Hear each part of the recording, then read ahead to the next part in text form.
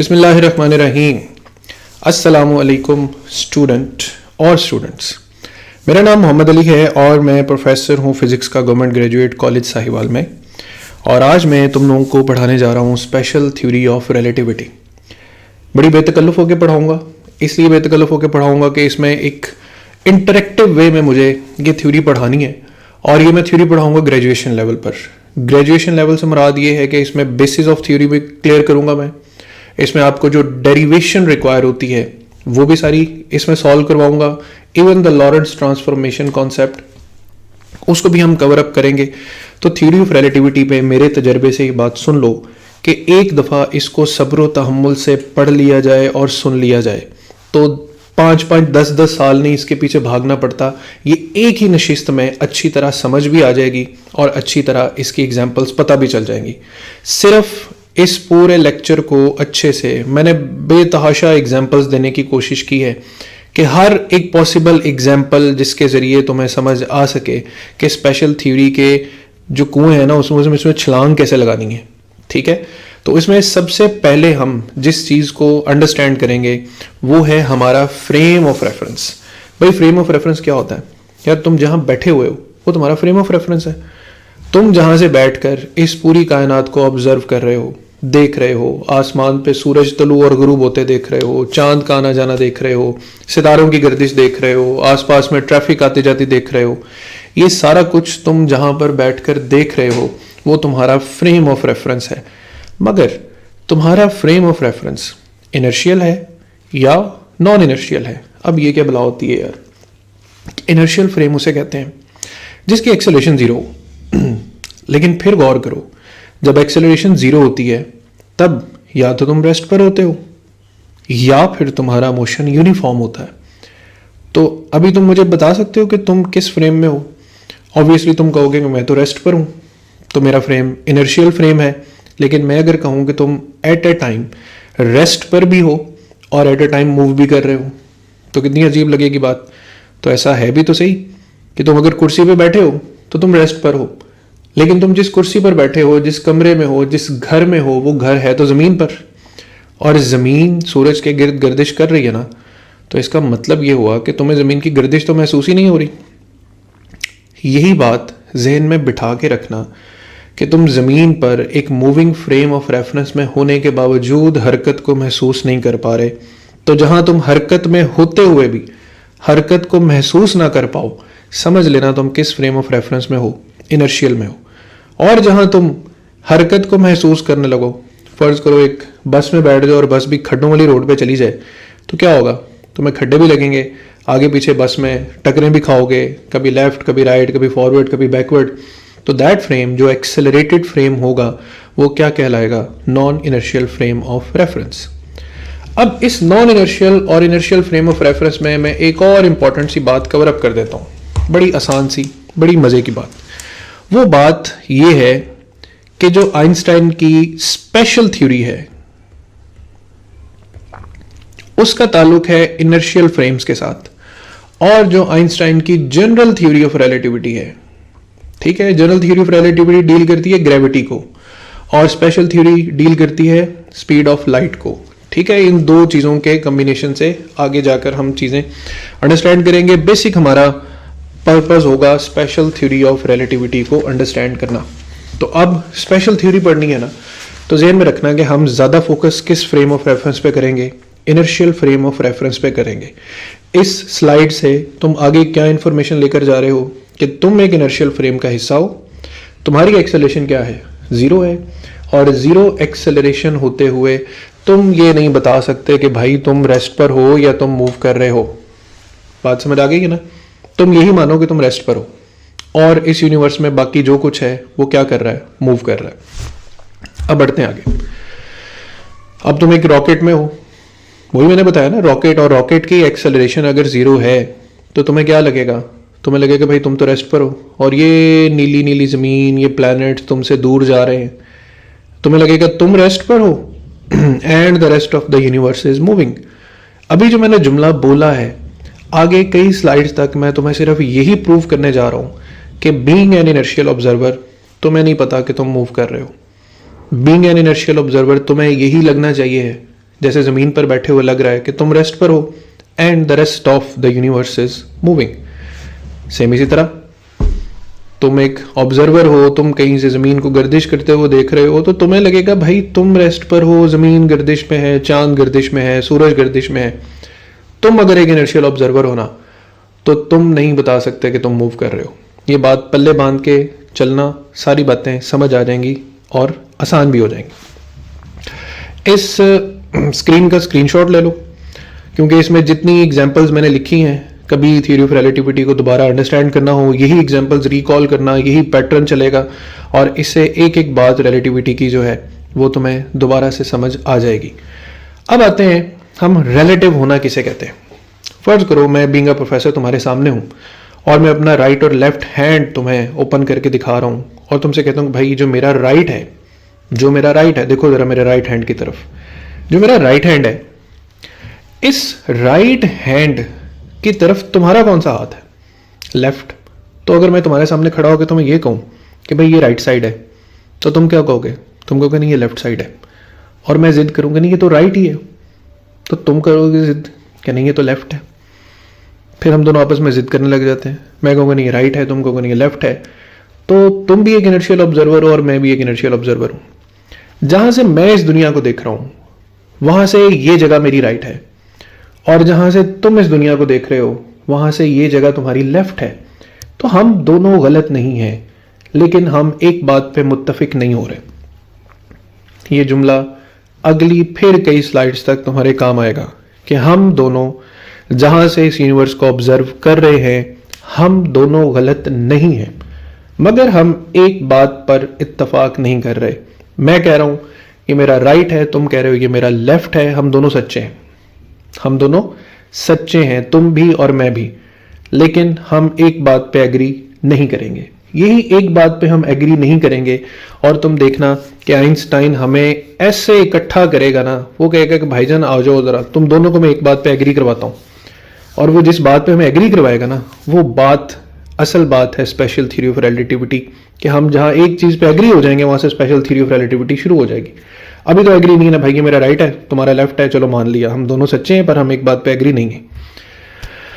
अब मान लो तुम क्लास में बैठे हो, तुम क्लास में लेक्चर ले रहे हो और क्लास की सराउंडिंग को देखो, दीवारें रेस्ट पर, डेस्क रेस्ट पर, टीचर भी अगर नहीं पढ़ा रहा तो रेस्ट पर, ठीक है, स्टूडेंट्स भी बस सोए हुए हैं, आधे स्टूडेंट्स क्लास में जैसे होते हैं वो भी रेस्ट पर। तो तुम क्या देख रहे हो कि तुम अपने क्लासरूम में किस सिचुएशन में हो? रेस्ट पर हो। तो तुम अपने रजिस्टर पे लिख लेते हो कि भाई मैं तो एक इनर्शियल फ्रेम में हूँ। ऐसी है ना, किस फ्रेम में हो? इनर्शियल फ्रेम में हो। तो इस इनर्शियल फ्रेम में बैठे हुए अब मुझे ये बताओ कि तुम्हारी गट फीलिंग क्या है? तुम्हारी गट फीलिंग फाइनली ये है कि भाई तुम किस कंडीशन में हो? तुम रेस्ट कंडीशन में हो। ठीक है, थोड़ा थोड़ा मैं यहाँ पे लिखता भी जाता हूँ ताकि इंटरेक्शन हमारी कायम रहे। तुम्हें पता लगे मैं सामने बैठा हुआ, अभी आवाज़ नहीं आ रही बस। ठीक है, तो तुम रेस्ट कंडीशन में हो और तुम हो कौन से ऑब्जर्वर? इनर्शियल। क्या था इनर्शियल ऑब्जर्वर? जिसकी एक्सेलरेशन 0 हो। तो तुम लेट से तुम इसमें से कौन सा बनना पसंद करोगे? चलो, या तुम अगर लड़के हो तो ये बन जाओ, लड़की हो तो चलो तुम ये बन जाओ। ठीक है, अब तुम यहाँ पर अपने अपने फ्रेम ऑफ रेफरेंस में बैठे ये सोच रहे हो कि भाई हम सब रेस्ट पर हैं, सारी क्लास सारा कुछ रेस्ट पर है।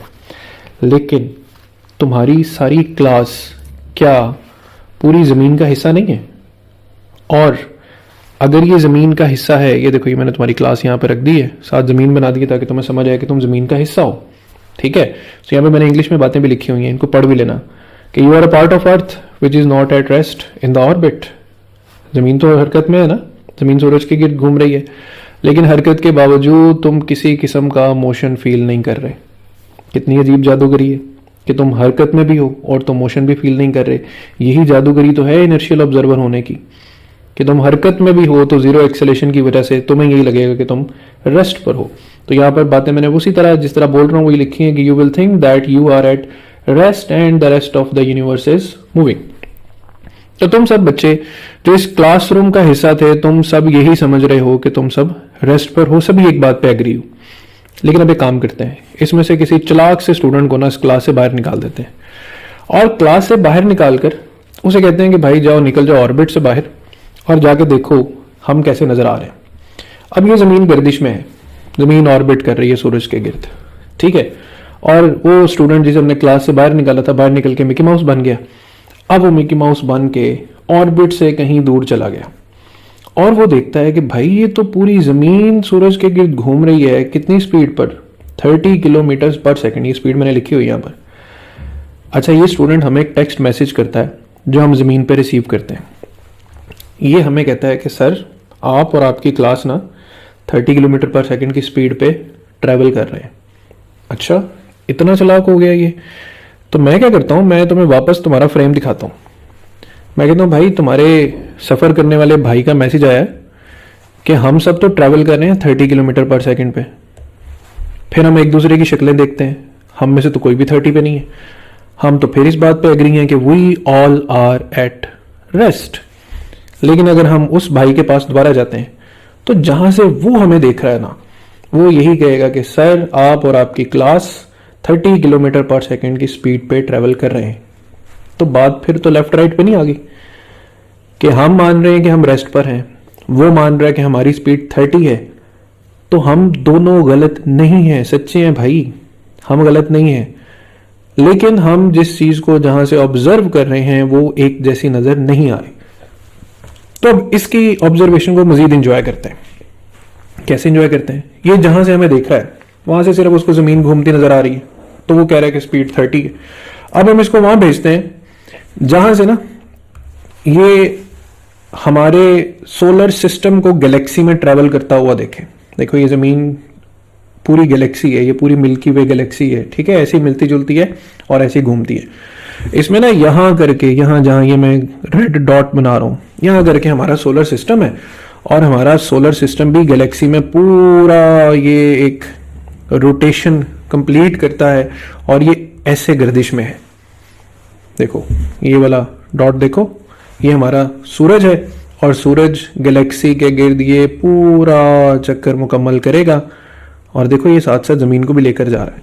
कैसे लेकर जा रहा है? ये देखो, ये ऐसे लेकर जा रहा है।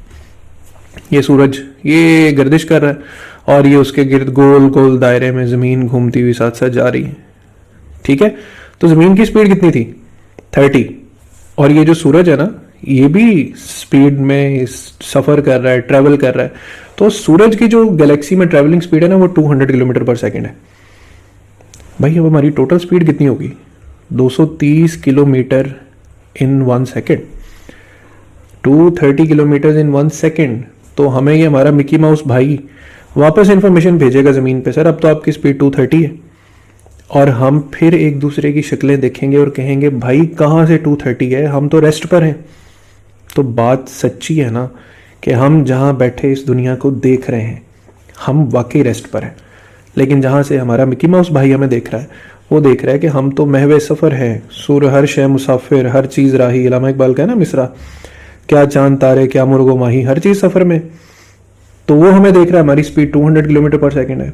हम उसे मजीद पैसे भेजते हैं कि भाई और दूर निकल जा। वो और दूर निकल गया। अब वो क्या देख रहा है कि हमारी गैलेक्सी, मिल्की वे गैलेक्सी, बाकी अपनी हमसाया गैलेक्सीज के साथ भी खुद सफ़र में निकली हुई है। और हमारी गैलेक्सी की जो रिलेटिव स्पीड है अपने सराउंडिंग में, वो तकरीबन 400 किलोमीटर पर सेकेंड है। 400 होगी गैलेक्सी की स्पीड, 200 होगी सूरज की स्पीड, 30 होगी ज़मीन की स्पीड। 630 किलोमीटर हम एक सेकंड में तय कर रहे हैं। और फिर एक दूसरे की शक्लें देखो बैठ के कि तुम तो अभी भी रेस्ट पे हो। तो तुम कैसी जादू नगरी में हो कि तुम इस खाली खला में हर सेकंड में, एक सेकंड में, किसमें, एक सेकंड में 630 किलोमीटर का फासला तय कर जाते हो और तुम्हें पता भी नहीं चलता कि तुम मूव कर रहे हो। यही जादूगरी है किस फ्रेम की? इनर्शियल फ्रेम ऑफ रेफरेंस की। फिर सब्र दिला रहा हूं, लेक्चर लेंथी हो जाए, सुन लेना, लेकिन एग्जाम्पल्स का मजा भी आएगा, रिलेटिविटी समझ भी आएगी, ठीक है। आगे बढ़ते हैं। तो हम ये सारी स्पीड्स को इकट्ठा करते हैं। ये बात मैं बता चुका हूं कितनी स्पीड है। तो और ज्यादा हैरान कुन बात पता क्या है? हर दिन में, हर 24 घंटे में तुम खाली खला में, एम्प्टी स्पेस में 20 मिलियन किलोमीटर का फासला तय कर रहे हो और उठते तुम बेड से फिर वहीं से हो जहां पे तुम सोए थे। ठीक है, तो खाली खला में तुम महवे सफ़र हो, मगर अपने फ्रेम ऑफ रेफरेंस में तुम्हारा छोटा मोटा सफ़र है। घर से निकले, कॉलेज गए, कॉलेज से वापस आए, थोड़ा बहुत खेल कूद की और फिर वहीं पे बैठ गए। तो ये रिलेटिविटी का वो पर्सपेक्टिव है जहां तुम्हें ये समझ आती है कि इस यूनिवर्स में ना कोई एब्सोल्यूट रेस्ट है और ना कोई एब्सोल्यूट मोशन है। तुम क्लास में बैठे हो, तुम्हें पता है कि तुम रेस्ट पर हो। इसी क्लास को तुम जमीन से बाहर निकल कर ऑब्जर्व करते हो तो यही क्लास मूवमेंट में है। तो ये क्लास असल में किस हालत में है कोई पता नहीं। ये किसी के लिए रेस्ट है और किसी के लिए मोशन है। इसका मतलब है कि ये दोनों चीज़ें, रेस्ट और मोशन जो है हमारे पास, ये दोनों चीज़ें क्या हैं, रिलेटिव हैं। ये चीज़ें एब्सोल्यूट नहीं है। कोई नहीं कह सकता कि फाइनली रेस्ट क्या है और फाइनली मोशन क्या है। तो इस मिसाल का आउटकम निचोड़ के हम ये रखते हैं कि there is no absolute rest, there is no absolute motion. दो ऑब्जर्वर्स एक बात पे एग्री नहीं कर रहे, लेकिन वो झूठे नहीं हैं, सच्चे हैं। जो कहीं और से देख रहा है उसको मोशन लग रहा है, जो कहीं और से देख रहा है उसको रेस्ट लग रहा है। दोनों चीज़ें रिलेटिव हैं। ये मिसाल समझने के बाद अब चलते हैं एक और कंडीशन पर। वापस उसी कंडीशन पे तो आ गए हम कि you are still feeling that you are at rest. तुम अपनी क्लास में बैठे यही सोच रहे हो कि तुम अभी भी रेस्ट पर हो। ठीक है, इसी बात को आगे जोड़ते हैं। ये तुम थे ज़मीन पर, ठीक है, ये देखो यहाँ पर, ये तुम ज़मीन पर थे। ज़मीन भी तो सफ़र में थी ना, लेकिन तुम्हें क्या लगा कि तुम किस कंडीशन में हो, रेस्ट में हो। अब समझ लो कि तुम ज़मीन की बजाय एक ऐसी स्पेसशिप में हो जिस स्पेसशिप की एक्सेलरेशन फिर ज़ीरो है। तो भाई तुम्हारी फिर यही हालत होगी। अगर तुम्हारी एक्सेलरेशन की स्पेसशिप ज़ीरो, स्पेसशिप की एक्सेलरेशन ज़ीरो है ना, तो तुम्हें ये लगेगा कि तुम रेस्ट पर हो और तुम्हारे अलावा इस यूनिवर्स में जो कोई है, जहाँ कहीं है, वो क्या कर रहा है, वो बेसिकली मूव कर रहा है और तुम अपनी जगह रेस्ट पर खड़े सारे इवेंट्स को एंजॉय कर रहे हो। किसी को आता देख रहे हो तो किसी को जाता देख रहे हो। और यही बात बच्चों कि अगर तुम इस स्पेसशिप में होते तो तुम्हें लगता कि तुम रेस्ट पर हो। कोई तुम्हारी तरफ आ रहा है, कोई तुमसे दूर जा रहा है, कोई बहुत दूर जा चुका है और यही सफ़र, यही चीज़ जारी हो सारी रहती। तो फ़र्ज़ कर लो तुम किसी भी स्पेसशिप का हिस्सा होते और इनर्शियल ऑब्जर्वर होते तो तुम्हें यही लगना था कि तुम रेस्ट पर हो and the rest of the universe is moving. बिल्कुल वैसे ही जैसे तुम्हें ज़मीन पर बैठकर अल्लाह के बंदे ये लग रहा है कि तुम रेस्ट पर हो और सूरज तलू गरूब हो रहा है, चांद आ जा रहा है, सितारा टूट रहा है। गो के सितारा नहीं टूटता, ठीक है, अभी ना समझना कि फिजिक्स नहीं आती। सितारे नहीं टूटते ऐसे, ये मीटियोर शावर होता है, शाब साकिब होता है। तो हर चीज़ को तुम मूव कर रहे हो, ये सोचते हो कि तुम रेस्ट पर हो। ठीक है, चलो आगे चलते हैं। ऊपर और नीचे क्या होता है, किसे अप और किसे डाउन कहते हैं। इकबाल का शेर पढ़ो, शायद कि ज़मीं है ये किसी और जहां की, तू जिसको समझता है फलक अपने जहां का। ठीक है, ये तुम ज़मीन पे खड़े हो, ये तुम्हारे ऊपर आसमान है, तो हो सकता है आसमान किसी और की ज़मीन हो। जैसे तुम अपने कमरे में ग्राउंड फ्लोर पे हो और तुम्हारी छत पर कोई खड़ा हो, तो छत वाले को क्या लग रहा है, ये ग्राउंड है। ज़मीन वाले को क्या लग रहा है, ये ग्राउंड है। तो जहां तुमने पाँव रख लिए वो नीचे, जहां तुम्हारी आंखें हैं वो ऊपर। तो क्या इसे ऊपर नीचे कहते हैं। गोल ज़मीन है ना, गोल ज़मीन पे सोचो ये मिकी माउस ऐसे खड़ा है, तो ये मिकी माउस सर के बल थोड़ी खड़ा होगा, ऐसे थोड़ी खड़ा होगा कि भाई यही साइड ऊपर है, ऐसे तो नहीं होगा। पाँव लगने ना ज़मीन से, तो ये जगह इस मिकी माउस की ऊपर है और ये जगह इस मिकी माउस की नीचे है। तो असल अप क्या है भाई, कोई असल अप नहीं है, कोई असल डाउन नहीं है। ये अपनी बॉल को ऊपर उछालता है और छलांगे मारता है, that's my up, that's my up, और ये ऊपर से हंसता है कि अल्लाह के बंदे दैट्स योर डाउन।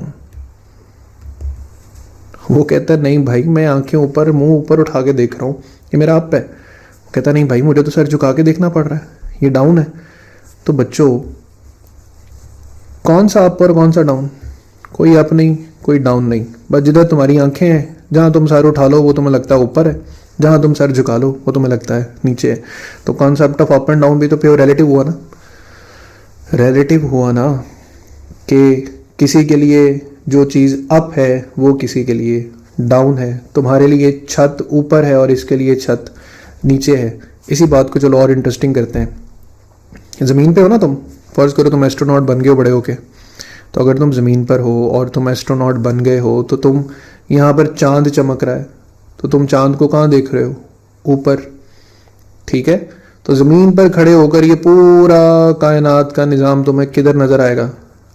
ऊपर नज़र आएगा। तो भाई जो ज़मीन की नीचे वाली साइड पे होगा, यहाँ पर होगा, उसके लिए भी तो सारा कुछ ऊपर ही है ना।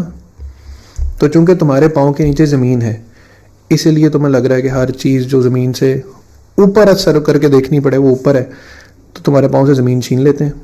लो अब बताओ क्या ऊपर है? तुम अब भी कहोगे भाई जिधर मेरा सर है वो ऊपर है, जहाँ मुझे सर झुकाना पड़ा वो नीचे। तो अगर स्पेस में तुम्हें ज़रा सी कोई ठोकर लग गई और तुम्हारी डायरेक्शन बदल गई, तो तुम यहाँ पर हो ऐसी ओरिएंटेशन में तुम कहोगे ये ऊपर है, अब तुम कहोगे ये ऊपर है, अब तुम कहोगे ये ऊपर है, फिर ये ऊपर है। तो बस तुम्हारा सर जिधर है वो ऊपर है, तुम्हारे पाँव जिधर है वो नीचे है। तो ये कोई स्टैंडर्ड तो ना वो ऊपर नीचे बताने का। खाली खला में क्या अप है क्या डाउन है, ये खला की जो भी शेप है, जैसी भी शेप है, आई डोंट नो क्या शेप है, स्फेरिकल है, सिलेंड्रिकल है, वट लेकिन तुम्हारे अप और डाउन में कोई एब्सोल्यूटनेस नहीं है। ये सारे का सारा कॉन्सेप्ट रिलेटिव है, जहाँ सर वहाँ ऊपर, जहाँ पाँव वहाँ नीचे। तो इसी बात को जहन में रखना कि अप और डाउन की कोई एब्सोल्यूट कंडीशन नहीं है। बस जो किसी के लिए अप है वो किसी के लिए डाउन भी हो सकता है। ये एस्ट्रोनॉट इधर खड़ा हो जाए, तुम्हारे लिए अप है उसके लिए डाउन है। चलो इस मिसाल को और इंटरेस्टिंग करते हैं। चांद चमक रहा है रात में, तुम ज़मीन से खड़े होकर किधर देखोगे? ऊपर देखोगे कि चांद ऊपर है। तो अब मुझे ज़रा इस सवाल का जवाब दो, तो मैं चांद पे भेजना है तो ज़मीन किधर नजर आएगी? अब कॉमन सेंस से जवाब दोगे तो ये जवाब दोगे ना, ज़मीन भी ऊपर ही नजर आएगी, नीचे तो नजर नहीं आएगी। भाई नीचे क्यों नजर नहीं आएगी? तो चांद पे जाके जब खड़े हो गए तो तुम्हारे नीचे चांद नहीं होगा, तो नीचे देखोगे तो चांद होगा, तो ज़मीन को किधर देखोगे? समझ आ रही बात की? मजा आ रहा ना बात का कि ज़मीन पे खड़े होके तो तुम जब देख रहे हो चांद किधर है तो ऊपर देख रहे हो, तो चांद पे जाके तुम नीचे देखोगे? नहीं, चांद पे जाकर भी ये तुम एस्ट्रोनॉट बन के चांद पे चले गए हो, तो भाई चांद पे जाकर भी तुम्हें ज़मीन को ऊपर ही देखना पड़ेगा, क्योंकि असल में तुम दोनों आमने सामने हो, खला में आमने सामने हो। और चूंकि प्लैनेट है बहुत बड़ा, इस पर खड़े होकर हर चीज़ लगता है कि सर उठा के देख रहे हैं तो ऊपर, तो ज़मीन पे खड़े होके चांद को देखोगे, ज़मीन पे खड़े होके चांद को देखोगे। ये देखो, ये ज़मीन पे खड़े हो तुम, चांद को देखोगे ऊपर लगेगा। ये तुम चांद पे खड़े हो, ज़मीन को देखोगे ऊपर देखना पड़ेगा। तो खला में बस तुम आमने सामने हो, इसलिए no up no down. Again दोनों कंडीशंस के बारे में यही हतमी बात है कि दोनों तरह की ऑब्जर्वेशन क्या है, रिलेटिव है। There is no absolute up, there is no absolute down. वो कह रहे हैं चांद ऊपर है, तुम कह रहे हो ज़मीन ऊपर है। दोनों रिलेटिव मोशन में या रिलेटिविटी में बात कर रहे हो, दोनों के पास कोई हतमी बात नहीं है, लेकिन दोनों गलत नहीं हो, दोनों सच्चे हो। लेफ्ट राइट में सच्चे थे, रेस्ट मोशन में सच्चे थे, अप डाउन में सच्चे हो, मगर एग्री नहीं कर रहे। बात फॉलो कर ली? चलो आगे बढ़ते हैं। ये बड़ी मज़े की एग्जांपल है, तो मज़ा आएगा सुन के। 2012 में ना हमारे साइंसदानों ने, या चलो हमारे कोई ऐसे भाई जिन्होंने कहना शुरू कर दिया कि 2012 में ज़मीन तबाह हो जानी है, तो अज्यूम करते हैं उन्होंने कहा जी ऐसे कि ज़मीन कैसे तबाह होनी है, कि ये हमारा प्लैनेट अर्थ है, ये हमारी ज़मीन है, ठीक है, ये देखो, ये मैं गोल दायरे में बता रहा हूँ, ये हमारी ज़मीन है और ये ज़मीन पर सारे लोग इकट्ठे हुए हैं। अब 2012 22 दिसंबर को ये माना जा रहा था कि एक बड़ा सा कोई प्लैनेट, कोई ऑब्जेक्ट आ रहा है, वो आ रहा है, वो आएगा, वो हमें टक्कर मारेगा और हमें तबाह कर देगा, डिस्ट्रॉय कर देगा। अच्छा, इतना आसान काम है? चलो इस बात को ज़रा पलट के देखते हैं। फर्ज कर लो कि जिसने आके हमें टक्कर मारनी थी उस पर भी लोग आबाद हैं, उधर भी साइंटिस्ट हैं, उधर भी कोई सुपरस्टिशंस हैं, और वो कह रहे हैं कि एक नीला सा प्लैनेट आ रहा है, आ रहा है, आ चुका है, आएगा, टक्कर मारेगा और हमें डिस्ट्रॉय कर देगा। ये क्या हुआ? ऐसा क्यों हुआ? इमेजिन करो ना कि तुम ज़मीन पर थे तो तुम्हें लगा तुम रेस्ट पर हो and the rest of the universe is moving, तो जो उस प्लैनेट पर है वो भी तो इनर्शियल ऑब्जर्वर है ना, उसे भी तो यही लगेगा कि भाई मैं रेस्ट पे हूं और मेरे अलावा जो भी है वो मेरी तरफ आ रहा है, मुझे मारेगा, मुझे टक्कर मारेगा, मुझे तबाह कर देगा, मेरा क्या कसूर है? कसूर कोई नहीं है, सिर्फ तुम एक इनर्शियल ऑब्जर्वर हो। तुम ज़मीन पर हो, तुम्हें लगेगा तुम रेस्ट पर हो, सब तुम्हारी तरफ आ रहे हैं। तुम मरीख पर हो, तुम्हें लगेगा तुम रेस्ट पर हो, ज़मीन तुम्हारी तरफ आ रही।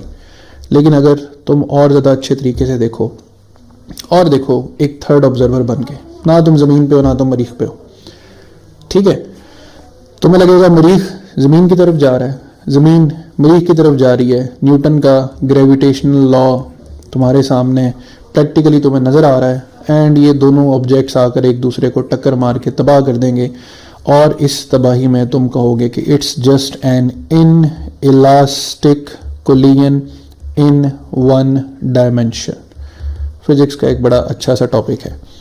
तो देखो, एक ही मंजर कई नज़रों से देखने पर कैसा लगता है। तुम ज़मीन पर हो, इनर्शियल ऑब्जर्वर हो, तुम्हें लग रहा है कि तुम रेस्ट पर हो, मरीख आके टक्कर मारेगा।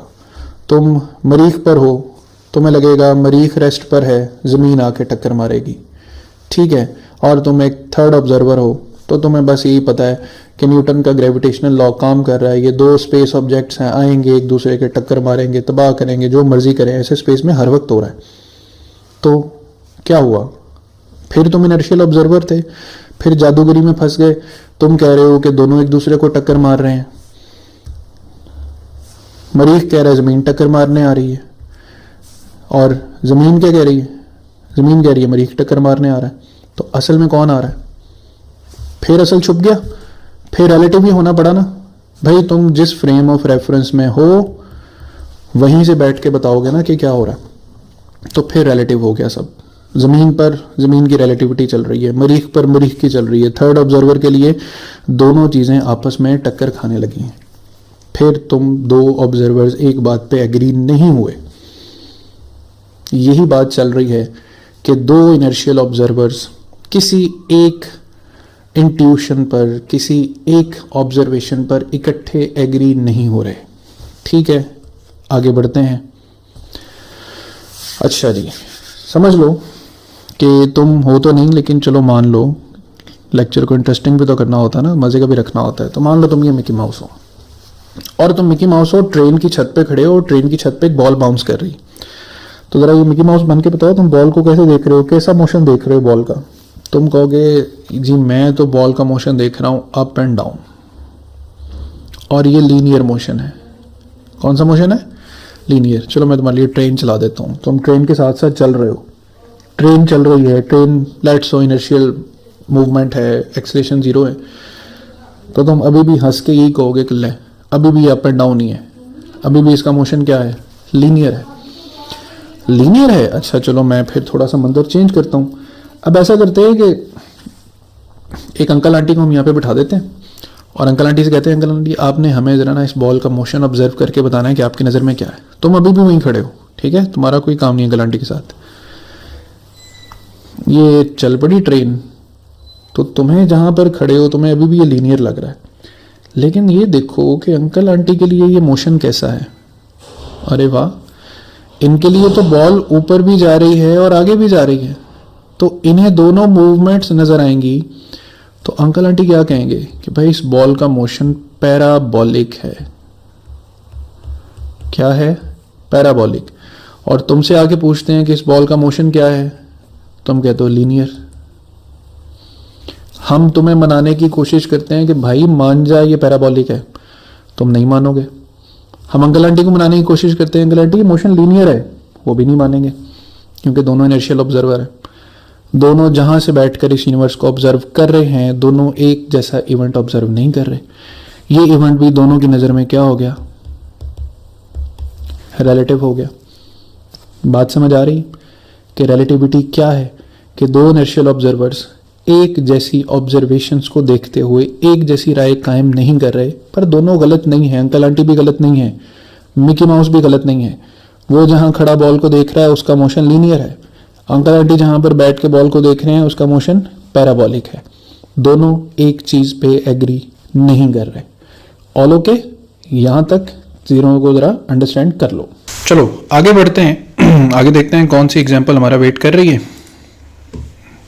अब आ जाओ एक और बड़ी मज़े की चीज़। यहाँ से ना अब तुम लोगों ने थोड़ा सा ज़्यादा कॉन्शियस हो जाना है, क्योंकि यहाँ से आगे बात स्पीड्स पे जानी है, और तुम्हें पता ना सारी कहानी स्पीड ऑफ लाइट के गिर्द घूमती है। तो स्पीड और स्पीड की रिलेटिविटी बड़ी मज़े की चीज़ है। पहली बात याद रखना, जो मैं यहाँ पर बोल रहा हूँ, जो मैं यहाँ पे बात बता रहा हूँ, वो ये कि every velocity of the universe is a relative velocity. तुम जिस भी किसी की स्पीड बता रहे हो ना, वो किसी चीज़ के रेफरेंस में बता रहे हो। ये भी आगे मैं प्रूव करूँगा, बात नहीं भी पल्ले पड़ी ना पड़ जाएगी। हौसला रखना, सब्र से समझना। Relative velocity means velocity is always relative to some reference object, reference point, reference thing. और relative velocity ना हमेशा वही difference of velocities होती है। कभी कभी इसमें प्लस भी आ जाता है, लेकिन वो जब आता है मैं बताता हूँ कब आता है। तो पहली बात ये याद रखो कि दो चीज़ों की relative velocity VA minus VB के तहत एक डिफरेंस में देखी जाएगी। अब देखो, फर्ज करो ये कार A है, पीले रंग की कार है, ये वाइट कार है, ये कार B है। इस कार की रफ्तार 30 मीटर पर सेकंड है। भाई कैसे 30 मीटर पर सेकंड है? वेलोसिटी तो रिलेटिव होती है, ये किसके रिलेटिव 30 है? तो भाई ये किस पे ट्रैवल कर रही है? रोड पे। रोड तो नहीं ना ट्रैवल कर रहा, तो इसका मतलब है कि ज़मीन के रेफरेंस में जो रोड है उसकी स्पीड 0 है, और कार जो है उसकी स्पीड VA है। तो रिलेटिव वेलोसिटी कार और रोड के मवाजने का नाम है। अब मैं यहाँ लिखा हुआ VAR, यानी velocity of car A relative to the road. तो रोड तो चूंकि रहते ही हमेशा रेस्ट पर है, इसलिए रोड की स्पीड बतानी नहीं पड़ती, और हम सिर्फ कार की स्पीड बताकर कह देते हैं कि भाई स्पीड 30 मीटर पर सेकंड है।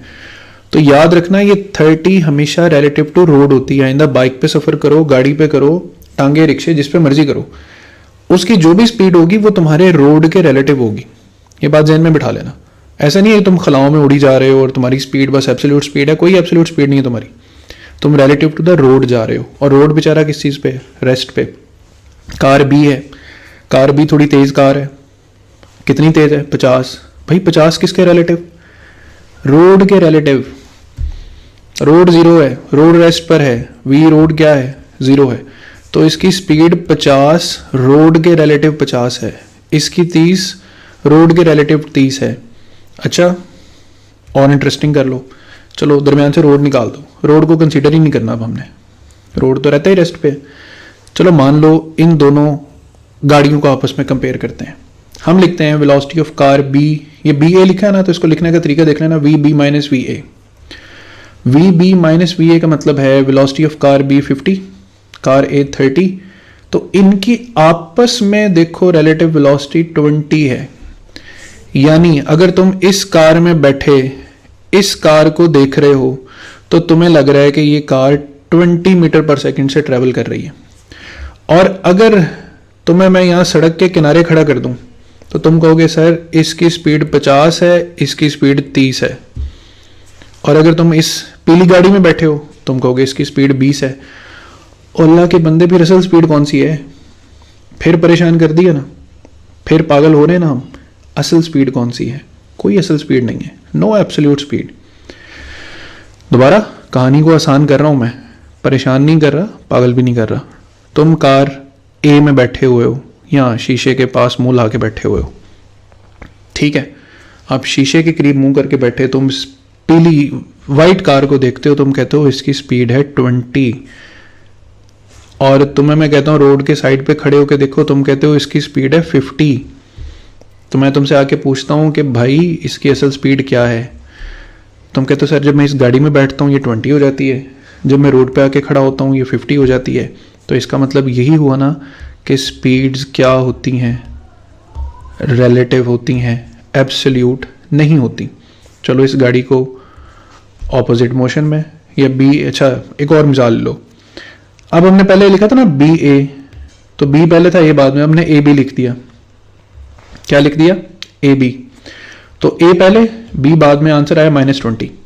-20 का मतलब ये है कि अगर तुम इस कार B में बैठे हुए हो ना, तो तुम तो ज़ाहिर बात आगे जा रहे हो, ज़्यादा स्पीड से जा रहे हो, लेकिन इनर्शियल ऑब्जर्वर होते हुए तुम्हें ये लगेगा कि तुम किस कंडीशन में हो, रेस्ट में हो, और तुम्हें लगा कि ये जो एक कार है ना ये तुमसे पीछे को जा रही है, तुमसे इसका फासला पीछे की तरफ है कितने मीटर पर सेकंड का, 20 मीटर पर सेकंड का।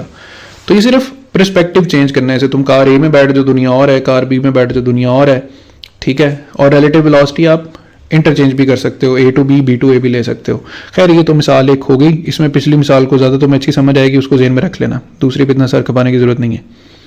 अब आ जाओ, दोनों ऑपोजिट डायरेक्शन में जा रही, और ऑपोजिट डायरेक्शन में अगर हम लिखें वी ए बी, तो V A minus V B.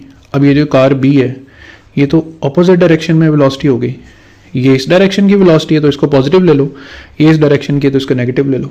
तो देखो हमने इसको नेगेटिव बी कर दिया, माइनस माइनस क्या हो गया प्लस। अब दोनों की आपस में रिलेटिव स्पीड कितनी है, 80 मीटर्स पर सेकेंड। तुम इस कार ए में बैठे हो, तुम कहोगे ये मेरी तरफ 80 मीटर पर सेकेंड की स्पीड से आ रही। तुम कार बी में बैठे हो, तुम कहोगे ये कार मेरी तरफ 80 मीटर पर सेकेंड की स्पीड से आ रही, ठीक है।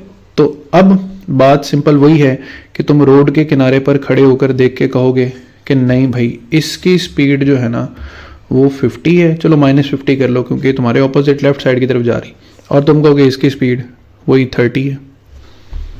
समझ रही बात की? तो दोनों गाड़ियों में बैठकर तुम लोगों को लगेगा कि 80-80 रिलेटिव स्पीड है, और स्टिल रोड के किनारे खड़े होकर तुम चूंकि अलग अलग दोनों को देख रहे हो तो तुम कहोगे इसकी स्पीड 30 है, इसकी स्पीड 50 है। बात फिर वही है कि there is no absolute speed. हर स्पीड इस यूनिवर्स में कौन सी स्पीड है, रिलेटिव है, रिलेटिव टू समथिंग है, relative to something. Car A की speed relative to road, car B की स्पीड रिलेटिव टू रोड और है, आपस में रिलेटिव स्पीड और है। ये जो अब मैं जुमले बोल रहा हूं इनको जहन में बिठा लेना, ये आगे जाकर मैं दोबारा एक जगह पे बोलूंगा कि कार ए की स्पीड क्या है, कार ए की स्पीड क्या है, ठीक है। तो तुम मेरे से पूछना सर मैं रोड पे खड़ा होके बताऊं या कार बी में खड़ा होके बताऊं, क्योंकि हमेशा तुम मुझे जो भी स्पीड बताओगे वो रिलेटिव टू समथिंग ही बताओगे, कोई एब्सोल्यूट स्पीड फिलहाल एग्जिस्ट नहीं कर रही। आगे चलते हैं। लो जी, आर्मी का टैंक आ गया। आर्मी के टैंक पे तुम फौजी बन गए और तुम ये टैंक पे खड़े हो, ठीक है। बहुत मजे की मिसाल है, अच्छा खासा तुम्हें मजा भी आएगा और रिलेटिव वेलोसिटी तुम्हें और अच्छे से समझ आ जाएगी। तुम बन गए आर्मी ऑफिसर, तुम खड़े हो टैंक पे, टैंक वाला तुम्हें बना दिया गया है और तुम टैंक पे खड़े होके ऑर्डर पास करते हो, भाईजान फायर कर दिया फायर। तुम्हारे पास कोई अच्छा सा मीटर है, स्पीडोमीटर है, तुम देखते हो कि टैंक से जो गोला निकला है, जो मजल निकला है या मजल वेलोसिटी है वो है 5 किलोमीटर पर सेकेंड, ठीक है। तो अभी तुम फौजी हो और तुम फौजी होने के नाते टैंक पे खड़े हो, टैंक से तुम निकले हुए गोले की स्पीड देख रही हो, ये देख रहे हो 5 किलोमीटर पर सेकेंड, ठीक है, 5 किलोमीटर पर सेकेंड, ठीक है। अब फर्ज करो ये टैंक किसी बहरी जहाज पे, कर लिया फर्ज, और वो बहरी जहाज भी समंदर में 3 किलोमीटर पर सेकेंड से ट्रेवल कर रहा है। टैंक पे ही खड़ा है अभी फौजी, फौजी अभी भी गएगा, इसकी स्पीड 5 है, लेकिन एक बंदा साहिल पे खड़ा है, ठीक है। और साहिल पे खड़े होकर वो ये देख रहा है कि जहाज की स्पीड 3, टैंक से निकले हुए गोले की स्पीड 5, तो वो अपनी आसान सी मैथमेटिक्स करके कहेगा कि इस गोले की रफ्तार 5 नहीं है, इस गोले की रफ्तार है 8 किलोमीटर पर सेकेंड। लेकिन फौजी के लिए अभी भी क्या है, 5, क्योंकि वो तो जहाज का हिस्सा है। तुम तो जहाज का हिस्सा नहीं हो ना, तुम तो साहिल पे खड़े हो, साहिल से खड़े होकर देख रहे हो जहाज भी मूव कर रहा है, जहाज मूव कर रहा है तो गोया टैंक भी मूव कर रहा है। मूव करते हुए टैंक से गोला निकला है तो उसकी स्पीड 8 है, लेकिन टैंक पे खड़े होकर उसकी स्पीड 5 है। तो मुझे बताओ असल स्पीड क्या है, 5 है कि 8?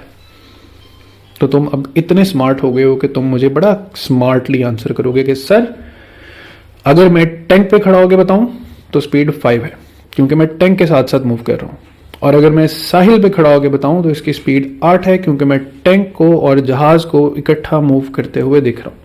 और मैं तुम्हारी इस बात पे तुम्हें शाबाश देते हुए इतनी दूर भेज देता हूं कि तुम देखते हो कि टैंक पर फौजी खड़ा है, टैंक जहाज पे है और जहाज जमीन पर समंदर में है ना, तो ज़मीन भी तो महफ़ सफ़र है। तो अब तुम जहाँ पर चले गए हो, तुम देख रहे हो कि ज़मीन की स्पीड है 30, ज़मीन भी सफ़र में है। तुम देख रहे हो कि ज़मीन पे एक समंदरी जहाज़ सफ़र में है 3 से, और तुम देखते हो कि उस मूव करते हुए टैंक में से गोला बाहर फायर हुआ 5 की स्पीड पर। तो तुम वहाँ से खड़े होकर मुझे कहते हो जी गोले की रफ्तार है 38 किलोमीटर्स पर सेकेंड। मैं फिर परेशान हो गया हूँ। कभी तुम कहते हो 5 है, कभी तुम कहते हो 3 है, कभी तुम कहते हो 30 है, अब तुम कह रहे हो 38 है। तो अब तुम इतने स्मार्ट हो गए हो कि तुम्हें पता चल गया है कि स्पीड हमेशा रिलेटिव टू समथिंग होती है, एब्सोल्यूट नहीं होती। तो मुझे कहोगे सर मैं टैंक पे हूँ तो 5, मैं साहिल पे हूँ तो 8, मैं अर्थ ऑर्बिट से बाहर चला गया हूँ, ज़मीन को गर्दिश करते हुए देख रहा हूँ, तो इस गोले की रफ्तार है 38 किलोमीटर्स पर सेकेंड। साबित मैं यही करना चाह रहा हूँ, समझाना मैं तुम्हें यही चाह रहा हूँ कि there is no absolute speed so far. अभी तक कोई एब्सोल्यूट स्पीड का कॉन्सेप्ट नहीं है। चीज़ें रिलेटिव टू समथिंग है, चीज़ें रिलेटिव टू समथिंग है, चीज़ें रिलेटिव टू समथिंग है। ये जुमला ज़रा लिखो अपने पास कि तमाम वेलोसिटीज़ रिलेटिव टू समथिंग होती हैं। इस जुमले पे मैं दोबारा पहुंचूंगा, फिर दोबारा तुम्हारी सारी अंडरस्टैंडिंग की जो है ना वो काया पलट जाएगी। फिलहाल तो बात यही है कि चीज़ें relative to something velocity gain करती हैं। बात समझ आ गई? आगे बढ़ते हैं। वही बात कि so what is the absolute speed of the shell. तुम कहोगे कोई एब्सोल्यूट स्पीड नहीं होती, तुम एक अच्छे फिजिक्स के स्टूडेंट हो, तुम कहोगे कोई एब्सोल्यूट स्पीड नहीं है। रिलेटिव टू द टैंक 5 है, रिलेटिव टू द बीच 8 है, relative to the orbit 38 kilometers per second है। So now you are giving the answer very smartly. तो अब आगे बढ़ते हैं। अब आ जाते हैं हम यही रिलेटिविटी लेकर साउंड वेव्स की तरफ। अब तुम यहां पर पहली मर्तबा इस लेक्चर में वर्ड वेव्स सुन रहे हो, ठीक है। साउंड पढ़ चुके हो, तो मैं कंप्रेशनल वेव है। न्यूटन ने एक फॉर्मूला डिराइव किया था ना, under root elasticity over density. तो जो स्पीड ऑफ साउंड है वो डिपेंड करती है इलास्टिसिटी पर और डेंसिटी ऑफ द मीडियम पर, करती है ना। और जो मीडियम यहां पर हम साउंड के ट्रेवल करने के लिए फिलहाल यूज कर रहे हैं वो एयर है, अगरचे साउंड सॉलिड, लिक्विड, गैसेस तीनों में से ट्रेवल कर सकता है, लेकिन मकसद रिलेटिविटी समझाना है, स्पीड ऑफ साउंड बढ़ाना नहीं है। सो तुम्हारे करीब एक स्पीकर पड़ा है और उस स्पीकर से साउंड की स्पीड कितनी इमिट हो रही है, 350 मीटर्स पर सेकेंड।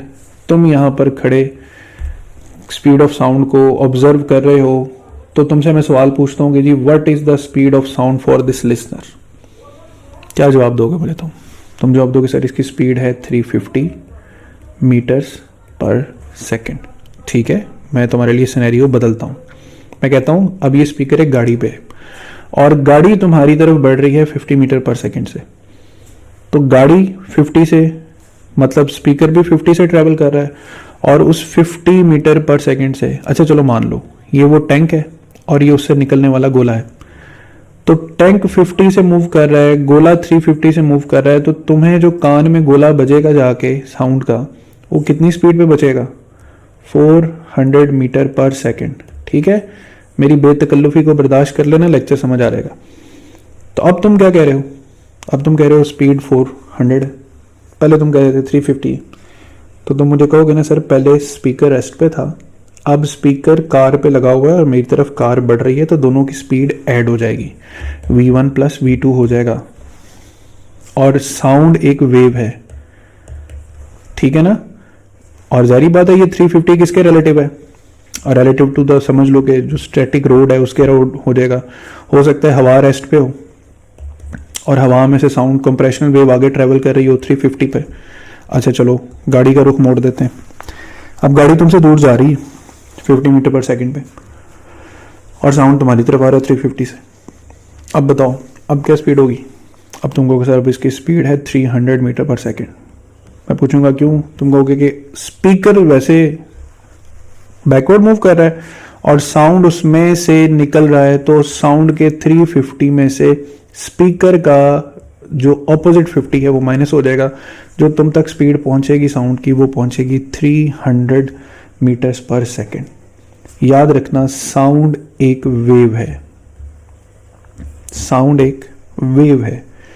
इस वेव की स्पीड रेस्ट वाले स्पीकर से और थी, टुवर्ड्स वाले स्पीकर से और है, अवे वाले स्पीकर से और है, क्योंकि साउंड एक सिंपल कंप्रेशनल वेव है और रिलेटिविटी इस पे भी अप्लाई होगी।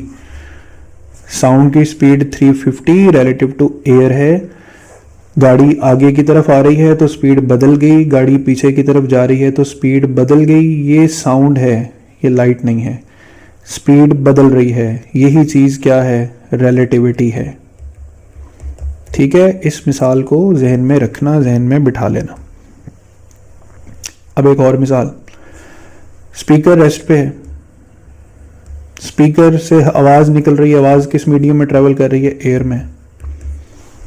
तो बच्चा पार्टी अगर एक बादल जोर से फूंक मार दे, आंधी चला दे और आंधी की रफ्तार 50 हो जाए तो एयर एज अ मीडियम भी तो ट्रेवल करने लगेगी ना।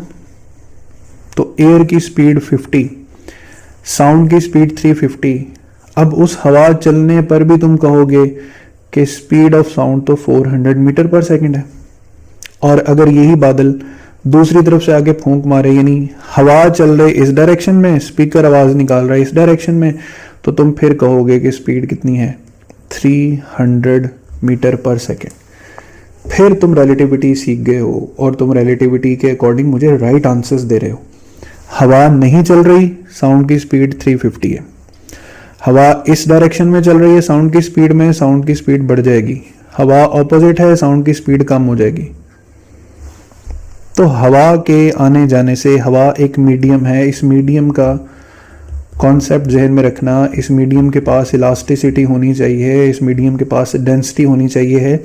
इस मीडियम के रिलेटिवली स्पीड ऑफ साउंड कितनी है? 350 अप्रोक्सीमेट।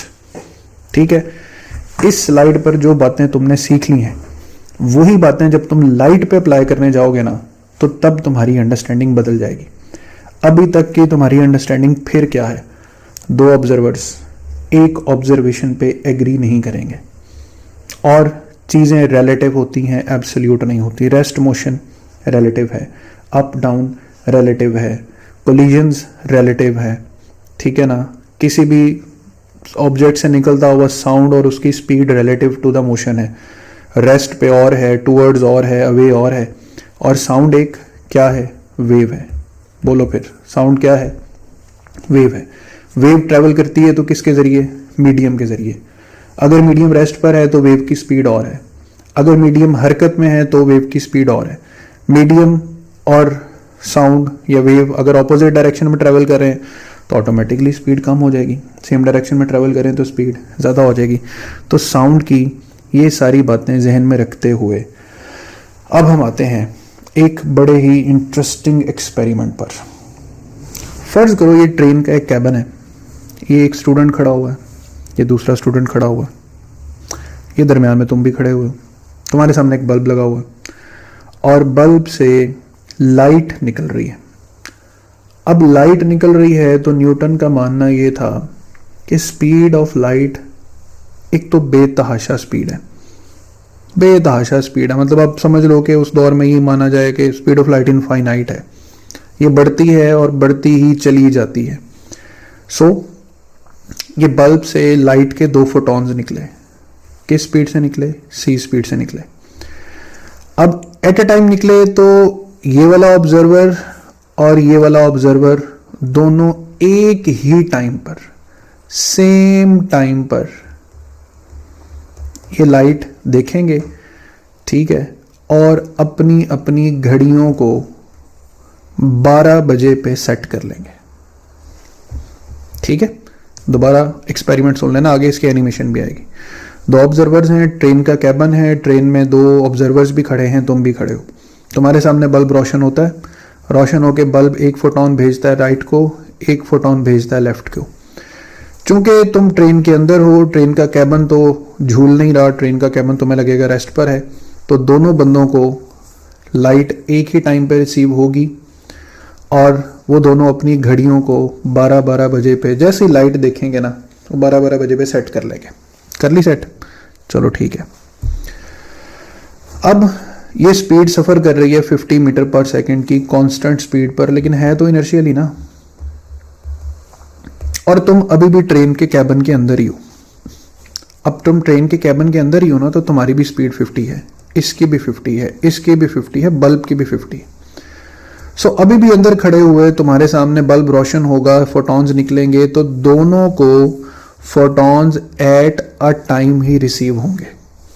एट अ टाइम ही रिसीव होंगे मतलब कि दोनों फिर अपनी अपनी घड़ियों को एट अ टाइम सिंक्रोनाइज कर लेंगे। दोनों कहेंगे 12:30 बज गए ने। ठीक है, अगरचे ट्रेन मूव भी कर रही है, बट तुम्हें ज़रा इंटरेस्टिंग चीज़ें फील करवाने के लिए ना मुझे ज़रा ट्रेन से बाहर निकालना पड़ेगा, लेकिन उससे पहले छोटा सा वीडियो देखो। वीडियो ये है, वीडियो को पहले समझ लो कि दो मुल्कों की आर्मी ऑफिसर्स बैठे हैं, जर्नल्स बैठे हैं, और दरमियान में एक बल्ब पड़ा हुआ, ये बल्ब पड़ा हुआ। ठीक है, ये बल्ब रोशन होगा। ये बल्ब रोशन होकर जैसे ही दोनों जर्नलों को मिलेगा, दोनों जंग करने के डॉक्यूमेंट पे साइन कर दें। इन्हें समझ लो जैसे ही दोनों ने साइन करने हैं ना, फायरिंग इकट्ठी स्टार्ट हो जाएगी। अब ये फायरिंग इकट्ठी स्टार्ट हो जाएगी, याद रखना अभी तुम नॉर्मल रिलेटिविटी पढ़ रहे हो, गैलीलियन रिलेटिविटी भी बोलते हैं इसको, न्यूटोनियन मैकेनिक्स भी बोलते हैं इसको। इसमें दोनों जंगें एक साथ शुरू होंगी, लेकिन जब आइंस्टाइन की थ्योरी में जाओगे तो तुम देखोगे सिचुएशन यही होगी, लेकिन जंग एक टाइम पे स्टार्ट नहीं होगी। अभी तो चलो इस वीडियो को एंजॉय करो। चलो इसको प्ले करते हैं। ये देखो, ये बल्ब से रोशनी निकली, ये रोशनी पीछे मौजूद चेहरों को भी रोशन करती जा रही है, और लाइट का फोटोन ये आगे बढ़ा, दोनों जर्नलों तक पहुंचा। दोनों जर्नलों ने फटाफट कलम उठाया, ट्रीटी पे सिग्नेचर किए, और देखो पीछे खड़े हुए फौजियों ने छलांगे मारना शुरू कर दी कि जंग शुरू हो गई है, लेट्स फाइट। इस चीज़ को, इस कहानी को हम साइमल्टेनिटी बोलते हैं। एस का वर्ड याद रख लेना, साइमल्टेनिटी। कि न्यूटोनियन मैकेनिक्स के अकॉर्डिंग दोनों जंगें साइमल्टेनियसली स्टार्ट होंगी। दोनों जंगें साइमल्टेनियसली स्टार्ट होंगी क्योंकि दोनों जर्नलों ने बल्ब की रोशनी को एक साथ इनकाउंटर किया है। आगे बढ़ते हैं। अब मैंने कहा था ना तुम्हें थोड़ा सा एंजॉय करवाता हूं, तो तुम्हें मैंने पहले ट्रेन के अंदर खड़ा किया हुआ था ना, मैंने तुम्हें ट्रेन से बाहर निकाल दिया। अब तुम देख रहे हो कि इस सिमत में ट्रेन जा रही है। ठीक है, इस सिमत में ट्रेन जा रही है, और तुम देख रहे हो कि ये वाला जो बल्ब है, एक तरह से तुम क्या देख रहे हो कि ये वाला जो पैसेंजर है वो इस लाइट फोटोन से दूर जा रहा है, और ये वाला जो पैसेंजर है ये इस लाइट फोटोन के नजदीक आ रहा है। क्योंकि ट्रेन सफर में है ना, जैसे ये फोटोन निकलेंगे और ये फोटोन अभी हवा में है, तो तुम देख रहे हो ये पैसेंजर इससे दूर जा रहा है, ये पैसेंजर इससे नजदीक आ रहा है। लेकिन फिर भी तुम क्या ऑब्जर्व करोगे? तुम ऑब्जर्व करोगे कि दोनों ने लाइट का फोटोन एक साथ देखा है। अच्छा, तुम ऐसे कैसे देख लोगे? क्योंकि तुमने अभी आइंस्टाइन की रिलेटिविटी तो पढ़ी नहीं है, तुम तो अभी न्यूटन की रिलेटिविटी पढ़ रहे हो। न्यूटन की रिलेटिविटी क्या है, ये गैलीलियन रिलेटिविटी क्या है? इस बल्ब जो ट्रेन की डायरेक्शन में मूव कर रहा है, इस तरफ जो लाइट निकलेगी उसकी स्पीड c+50 हो जाएगी, और इस तरफ जो लाइट निकलेगी वो चूंकि ट्रेन की ऑपोजिट डायरेक्शन में निकली है, बिल्कुल जैसे साउंड वेव स्पीकर से निकली थी, वो c-50 हो जाएगी।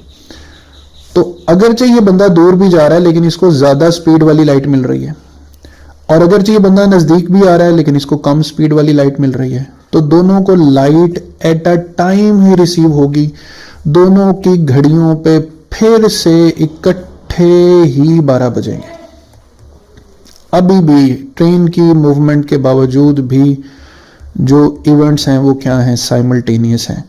और सबसे अजीब बात ये हुई है कि स्पीड ऑफ लाइट में हमने 50 जमा भी कर लिए, स्पीड ऑफ लाइट में से हमने 50 माइनस भी कर दिए। ऐसा हुआ, मगर किस में, सिर्फ गैलीलियन रिलेटिविटी में या न्यूटोनियन मैकेनिक्स में, कि स्पीड ऑफ लाइट में इजाफा भी हो गया, स्पीड ऑफ लाइट में कमी भी हो गई। लेकिन ये कहानी यहाँ से अब असल ट्विस्ट पकड़ेगी। क्या स्पीड ऑफ लाइट में कोई और स्पीड ऐड हो सकती है? क्या स्पीड ऑफ लाइट 3 × 10⁸ से ज़्यादा भी हो सकती है? अगर हो सकती है तो कहाँ गई वो बातें जो अब तक हम सुन रहे हैं कि nothing can travel faster than the speed of light?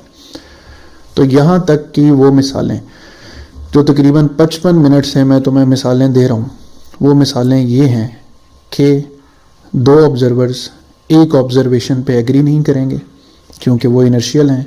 Inertial observer move भी कर रहा हो तो उसको लगता है कि वो रेस्ट पर है and the rest of the universe is moving. और अभी तुमने देखा कि न्यूटोनियन मैकेनिक्स के अकॉर्डिंग स्पीड ऑफ लाइट में बिल्कुल साउंड की तरह स्पीड्स ऐड भी हो सकती हैं, सबट्रैक्ट भी हो सकती हैं। लिहाजा यूनिवर्स के सारे इवेंट्स होंगे साइमल्टेनियसली, चाहे वो डिफरेंट रंग रूप के हों। लेकिन कहानी का अगला हिस्सा क्या है? कहानी का अगला हिस्सा ये है कि जेम्स क्लार्क मैक्सवेल ने इलेक्ट्रोमैग्नेटिक थ्योरी पे काम करते हुए स्पीड ऑफ लाइट का एक फॉर्मूला डिराइव किया। स्पीड ऑफ इलेक्ट्रोमैग्नेटिक वेव्स कह लें 1/μ0ε0, और उसने speed of electromagnetic waves find की 299,792,458 मीटर्स पर सेकंड, जिसको हम 3 × 10 की ताकत 8 मीटर फी सेकंड भी बोलते हैं, या इसको 3 लाख किलोमीटर फी सेकंड भी तुम पढ़ सकते हो। स्पीड निकल आई। स्पीड ही इलेक्ट्रोमैग्नेटिक वेव है, एनिमेशन दिखाई हुई है, बाकी बातें फिर इस पर कभी करेंगे कि क्या होती है। अभी हमारा कंसर्न रिलेटिविटी है। स्पीड निकल आई भाई, स्पीड निकल आई तो अगर तुम इतने स्मार्ट स्टूडेंट हो गए हो तो तुम मेरे से फौरन सवाल करो ना कि भाई ये स्पीड 3 × 10⁸ है, बट रिलेटिव टू व्हाट? किसके रिलेटिव ये 3 × 10⁸ है? किसके रिलेटिव? पता चलाते हैं ना। कौन सी सड़क है जिस सड़क के रिलेटिव ये 3 × 10⁸ है?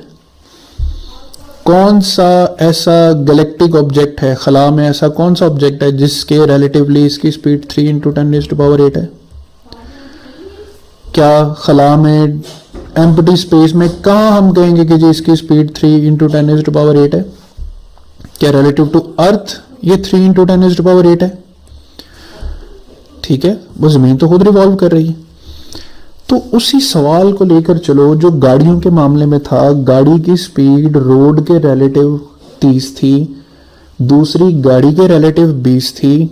उस टैंक से निकले हुए गोले को सोचो, वो टैंक पे खड़े थे तो स्पीड 5 थी, तुम साहिल पे खड़े थे तो स्पीड 8 थी, तुम ऑर्बिट में चले गए स्पीड 38 हो गई। तो रोशनी की रफ्तार 3 × 10 की ताकत 8 कहाँ पर खड़े होकर 3 × 10 की ताकत 8 है? क्या ये कहीं से 4 भी होगी?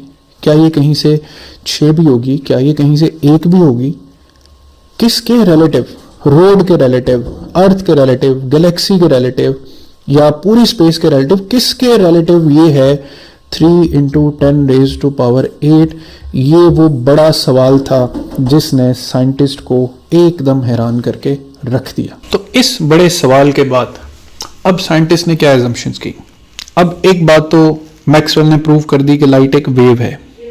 लाइट एक वेव है, और वेव को किसी भी मीडियम में ट्रेवल करने के लिए क्या चाहिए होता है? इलास्टिसिटी और डेंसिटी। अब साइंटिस्ट की मजबूरी ये थी कि साउंड को वेव कंसीडर किया तो साउंड भी मीडियम में ट्रेवल करता है, तो लाइट भी एक वेव है, तो लाइट भी शायद किसी मीडियम से ट्रेवल करती हो। गो के मैक्सवेल ने ये कहा कि ये स्पेस में इस स्पीड से ट्रेवल करते हैं, बट स्पीड पे रिलेटिविटी अप्लाई नहीं हो रही थी अभी तक कि स्पीड ऑफ लाइट किसके रिलेटिवली 3 × 10⁸ है। तो अब इतनी हाई स्पीड के लिए जो लाइट की स्पीड है, एक ऐसा मीडियम तो होना चाहिए ना जिसकी कम से कम कोई इनफाइनाइट इलास्टिसिटी हो। ठीक है, इनफाइनाइट ना सही, यहाँ पे चलो हम मैथमेटिकल डिसऑर्डर को नहीं कंसीडर करते, लेकिन एक ऐसी इंतहा की इलास्टिसिटी हो जिसमें से स्पीड इतनी हाई स्पीड से, जो लाइट की स्पीड है वो इतनी हाई स्पीड हो सके। ऊपर से अगली बात ये कि मैक्सवेल ने अपनी मैथमेटिकल डेरिवेशन के जरिए ये भी साबित कर दिया था कि जो लाइट वेव्स हैं वो ट्रांसवर्स वेव्स हैं, और ट्रांसवर्स वेव्स तो होती सिर्फ सॉलिड्स में पैदा है। जो हमारे पास लिक्विड्स और गैसेस होती हैं उनमें तो कंप्रेशनल वेव्स ट्रेवल करती हैं। तो इन सारी कंसिडरेशंस के साथ चीज़ें बहुत कॉम्प्लेक्स तो हो रही थी, लेकिन साइंटिस्ट ने एक दाव लगाने की कोशिश की। उन्होंने एक ऐसा मीडियम कंसीडर किया जिसका नाम उन्होंने रखा ईथर।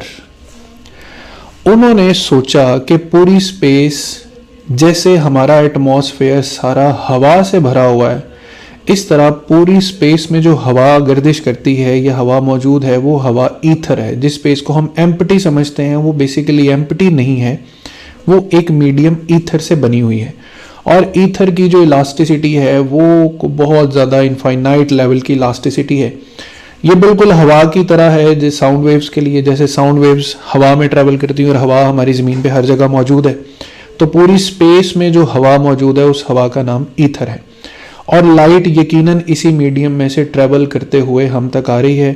हम ज़मीन पर हैं तो किसी भी सितारे की रोशनी जो हम तक पहुंच रही है वो इसी मीडियम के ज़रिए पहुंच रही है। ठीक है, चलो पहुंच गई। लेकिन उन्होंने अगली बात भी सोची, जैसे हवा चलती है तो उन्होंने सोचा हो सकता है ईथर विंड भी चलती हो, और ज़मीन चूंकि सूरज के गिर्द गर्दिश में है, तो अगर ईथर विंड चल रही है, ईथर वाली हवा सफ़र में है, चल रही है, तो हो सकता है ज़मीन कभी ईथर की स्पीड के मुखालिफ गर्दिश कर रही हो और कभी ईथर की डायरेक्शन में सफ़र कर रही हो। तो जब ये ज़मीन ईथर के मुखालिफ सफ़र करेगी तो स्पीड ऑफ लाइट को पहले से कम होना चाहिए, और अगर ये ज़मीन ईथर की डायरेक्शन में सफ़र करेगी तो स्पीड ऑफ लाइट को पहले से ज़्यादा होना चाहिए। स्पीड ज़्यादा होगी तो वेवलेंथ ज़्यादा होगी, स्पीड कम होगी तो वेवलेंथ कम होगी। वेवलेंथ की कमी और ज़्यादती को हम कैसे डिटेक्ट करें, तो उन्होंने एक इंटरफेरेंस टाइप का एक्सपेरिमेंट अरेंज किया, और उस एक्सपेरिमेंट को ज़मीन पर एक जगह नस्ब करके पूरा साल इंतज़ार किया कि कब उनके इंटरफेरेंस पैटर्न में किसी किस्म का कोई शिफ्ट आता है वेवलेंथ के चेंज होने से। किसी किस्म का कोई शिफ्ट आता है वेवलेंथ के चेंज होने से। अगर शिफ्ट आता तो यकीनन स्पीड ऑफ लाइट ज़्यादा भी हुई और कम भी हुई, और फिर कंफर्म हो जाता कि भाईजान ईथर एग्जिस्ट करता है। लेकिन एक साल के इस एक्सपेरिमेंट के बावजूद साइंटिस्ट को कोई ऐसी डिटेक्शन, कोई ऐसी वेवलेंथ शिफ्ट नहीं मिली जिसकी वजह से साइंटिस्ट को ये लगा हो कि ईथर विंड एग्जिस्ट करती है। सो ईथर के बारे में कोई विजिबल प्रूफ हमें नहीं मिला। लेकिन फिर भी इस एक्सपेरिमेंट को माइकलसन मोरले एक्सपेरिमेंट कहा जाता है, जो भी मैंने आपको बताया, और no evidence of ether was detected. इस एक्सपेरिमेंट के बाद कहानी में जिक्र आता है एक और इम्पॉर्टेंट पर्सनैलिटी का, जिसके नाम पर एक टॉपिक भी आपने पढ़ना है, लॉरेंस ट्रांसफॉर्मेशन। हेनरिक लॉरेंस जो थे ना, मैथमेटिशियन थे, और वो स्टिल कन्विंस थे कि ईथर तो एग्जिस्ट करता है।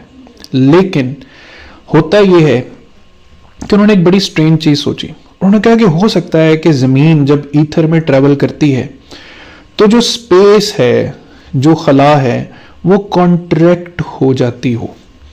कॉन्ट्रैक्ट हो जाने की वजह से जो वेवलेंथ में शिफ्ट आना था वो हमें कॉन्ट्रैक्शन की वजह से महसूस ही नहीं हुआ, या कॉन्ट्रैक्शन जो है वो शिफ्ट पे पर्दा डाल गई। अब ये लेंथ कॉन्ट्रैक्शन का कॉन्सेप्ट जो है ये हम आगे जाके और अच्छा इसको अंडरस्टैंड करेंगे। लेकिन आप ये बात ध्यान में रखें कि आप आइंस्टाइन की थ्योरी में जो टाइम डायलेशन और लेंथ कॉन्ट्रैक्शन पढ़ते हैं, ये लेंथ कॉन्ट्रैक्शन का कॉन्सेप्ट आइंस्टाइन से भी पहले जो है वो हेनरिक लॉरेंस ने कॉइन अप किया था कि स्पेस कॉन्ट्रैक्ट हो जाती है इस हाई स्पीड पे ट्रेवल करते हुए। So he was convinced that ether do exist, and he also coined the term that earth contracts in exactly the same amount, कि there is no shift observed in the speed of light or the wavelength of the light। और इसी बिना पर उन्होंने space contraction का idea use करते हुए Lorentz transformation जैसी मैथमेटिकल टेक्निक भी हमें दी, जो दो इनर्शियल ऑब्जर्वर्स के दरमियान हमें फ्रेम ऑफ रेफरेंस शिफ्ट करने में मदद देती है। ठीक है, अगेन बता रहा हूँ, लेक्चर का बोरिंग पार्ट नहीं है ये वो अंडरस्टैंडिंग है जिसको बुनियाद बना के दिमाग में रखोगे तो आगे अच्छी तरह बढ़ोगे। लेकिन but no one was still able to place the puzzle pieces at the right place. किसी को अभी तक फाइनली फिर भी समझ नहीं आ रही थी कि आखिर स्पीड ऑफ लाइट किस चीज के रिलेटिवली 3 मल्टीप्लाई बाय 10⁸ है। कहानी को अल्टीमेट जो एंडिंग दी, जिस एंडिंग के बाद एक नई बिगिनिंग का आगाज हुआ, वो एंडिंग दी एल्बर्ट आइंस्टाइन ने। एल्बर्ट आइंस्टाइन ने जो नजरियात दिए, वो नजरियात आपके सामने, आपकी आंखों के सामने ऐसे चेंज करेंगे सारी थ्योरी को, सारे रियलिटी को, कि तुम देखोगे कि आइंस्टाइन को इतना ज़हीन आदमी क्यों माना जाता है। अब आइंस्टाइन ने क्या किया? आइंस्टाइन का ये एक शॉर्ट सा इंट्रोडक्शन है, ठीक है। मैं सिर्फ इसके कोटेशन पे ज़्यादा फोकस करूंगा, इंट्रोडक्शन पढ़ लेना आराम से, कि imagination is more important than knowledge. और अब इस इमेजिनेशन, इस थॉट एक्सपेरिमेंट के प्रोसेस अब जब तुम दोबारा गुजरोगे तो तुम्हें अंदाज़ा होगा कि किस तरीके से आइंस्टाइन ने टाइम और स्पेस के मैटर्स को, मामलात को सुलझा कर लाइट की स्पीड के बारे में क्या नज़रिया दिया। आइंस्टाइन ने एक बात कही, ये फिर कोटेशन है, matter is energy, energy is light and we are all light beings. हम सब जैसे रोशनी से बने हुए हैं। यहां से आती है बात, वो असल बात जो आइंस्टाइन ने कही।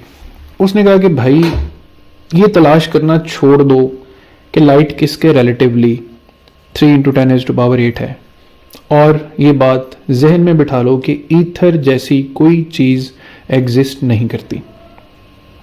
ईथर जैसी कोई विंड खला में नहीं चल रही। सिर्फ पहले ये मान लो कि स्पीड ऑफ लाइट एक यूनिवर्सल कांस्टेंट है, यानी ये पूरी यूनिवर्स में एक कांस्टेंट की तरह ट्रेवल करती है। उससे अगली बात, उससे जो अगली बात थी, ये बात मेरे पिछले पूरे लेक्चर पे ना पानी फेर सकती। मैं पिछले पूरे लेक्चर में क्या समझाता आ रहा हूं, 2 ऑब्जर्वर्स किसी एक बात पे मुत्तफिक नहीं होंगे, अगरचे वो डिफरेंट ओपिनियन रखते हैं मगर गलत नहीं है, लेकिन एक बात, एक ऑब्जर्वेशन नहीं रखेंगे। लेकिन यहां पर आइंस्टाइन ने कहा कि स्पीड ऑफ लाइट एक फ्रेम इंडिपेंडेंट चीज है। Speed of light is same for every observer of the universe. Same for every observer of the universe, how is that possible? इसका मतलब है कि मैं सड़क के किनारे खड़ा होकर लेजर लाइट को ट्रेवल करते हुए देखूं तो मेरे लिए भी स्पीड 3 × 10⁸। और अगर कोई लाइट के साथ सफर करता हुआ, भागता हुआ लाइट को देखे, उसके लिए भी स्पीड ऑफ लाइट, यानी स्पीड ऑफ लाइट पर किसी फ्रेम ऑफ रेफरेंस का इफेक्ट ही नहीं है। Speed of light is same for every observer of this universe. तो स्पीड ऑफ लाइट अगर कांस्टेंट है तो फिर क्या चीज है जो कांस्टेंट नहीं है? आइंस्टाइन ने कहा टाइम, जिसे आप आज तक कांस्टेंट समझ रहे थे, टाइम कांस्टेंट नहीं है।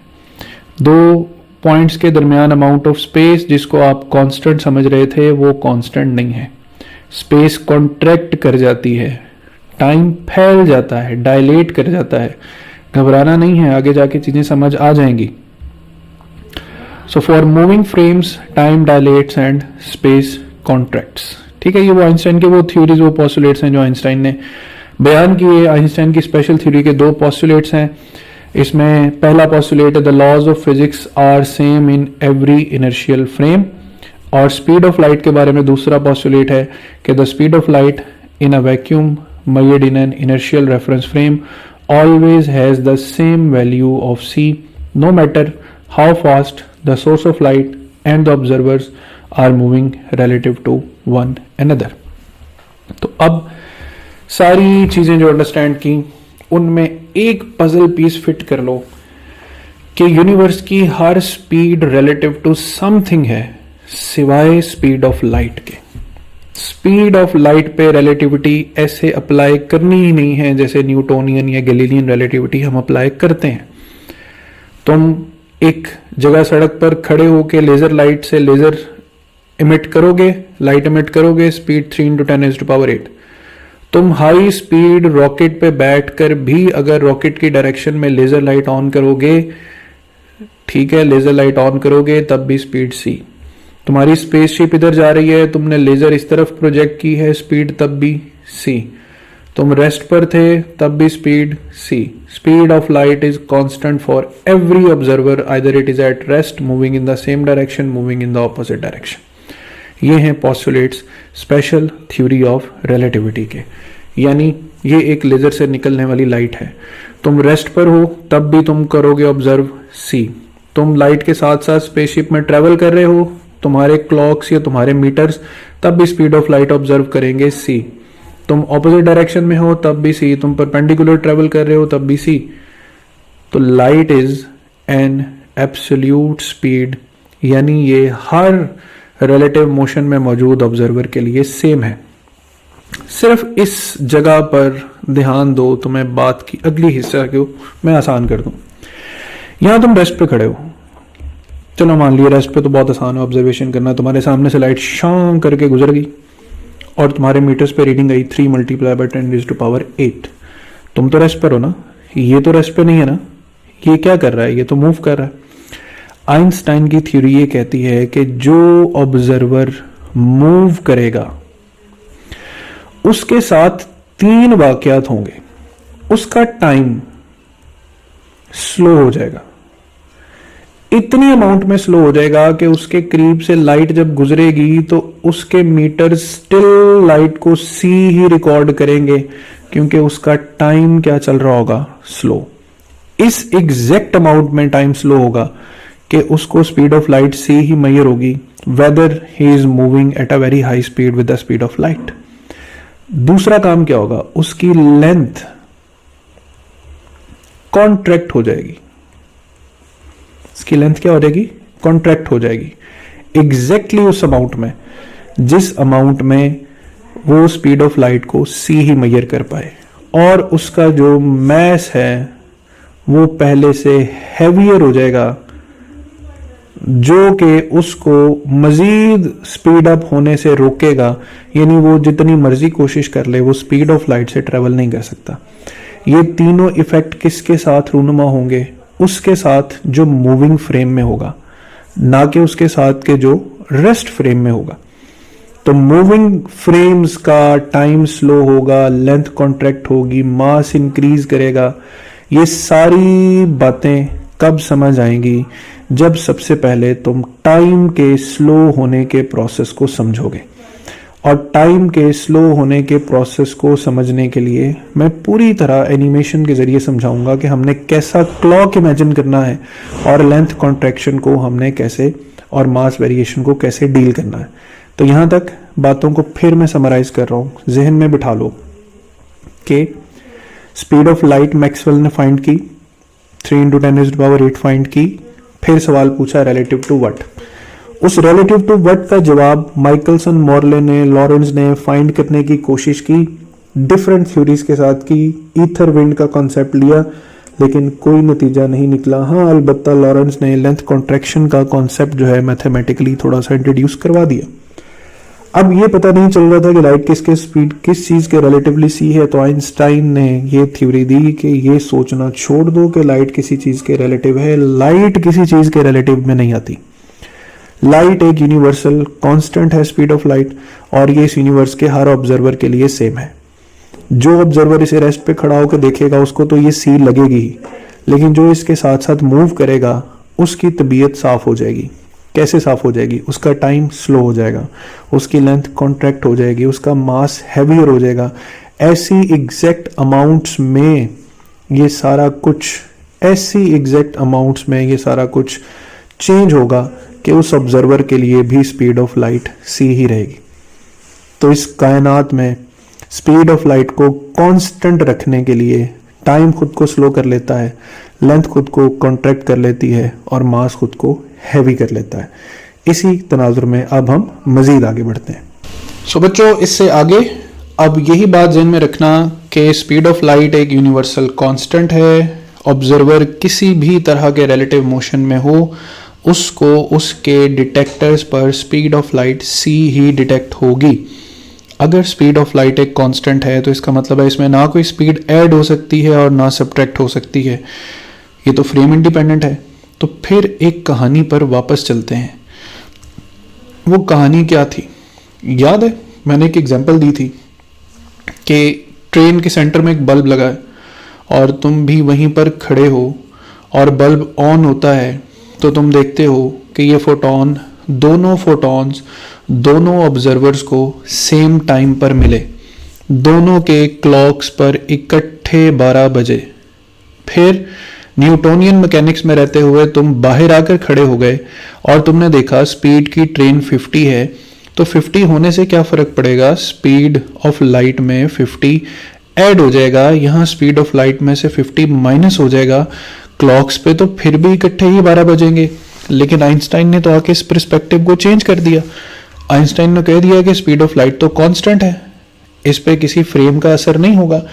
तो जैसे ही तुमने देखा कि आइंस्टाइन ने रिलेटिव थ्योरी दे दी है और अब इस स्पीड में ट्रेन की स्पीड ना ऐड हो सकती है ना सब्ट्रैक्ट हो सकती है, तो स्पीड ऑफ लाइट तो कांस्टेंट रहेगी।